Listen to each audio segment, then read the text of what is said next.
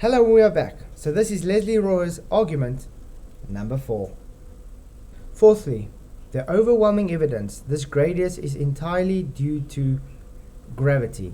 What is gravity? I have no idea. Okay, next question. According to the general theory of relativity, gravity is not a force. Gravity is kind of an illusion.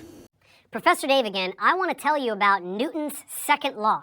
We learned about Newton's first law of motion, which tells us that an object will continue its state of motion unless acted upon by some net force. According to the general theory of relativity, gravity is not a force. The second law continues from there, describing what will happen if some net force is indeed present. Gravity is not a force. This law tells us that force is equal to mass times acceleration. This is summarized in the following equation, F equals ma. Gravity is not a force. Gravity is kind of an illusion.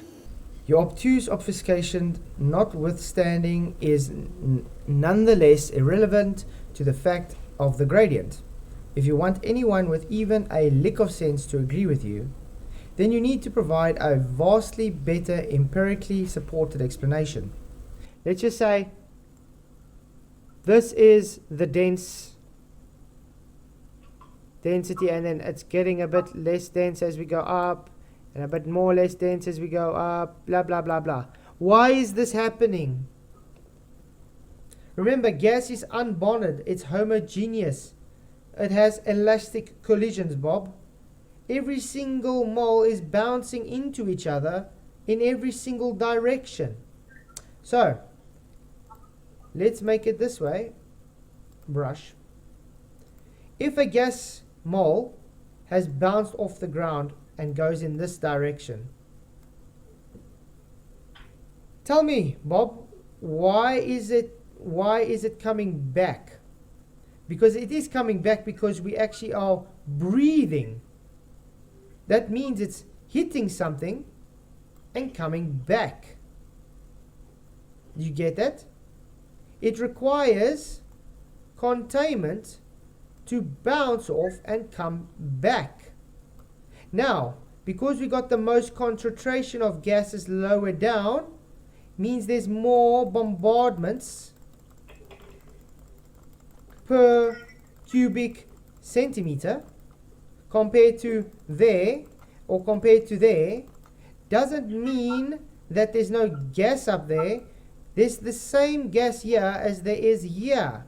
Just the concentration of gas is more down here than there is there. It's very simple stuff. It's called gas behavior. Even if you could do this, it does not ultimately matter. The simple fact is, it does exist. And this fact sends a ton of nails deep into your flat earth coffin, even if it by some miracle you were actually able to come up with an alternate explanation that is not totally destroyed by every bit of available evidence. It's very simple stuff. It's called gas behavior.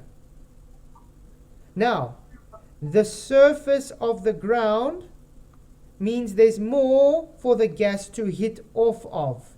And at the ground, there's usually rocks, mountains, trees, people, farting, cars, gases produced at ground level, and cycles happening. That is why we see the most concentration of gases lower on the ground. Although the direction of flow is not directly affected by gravity. Although the direction of flow is not directly affected by gravity. Although the direction of flow is not directly affected by gravity.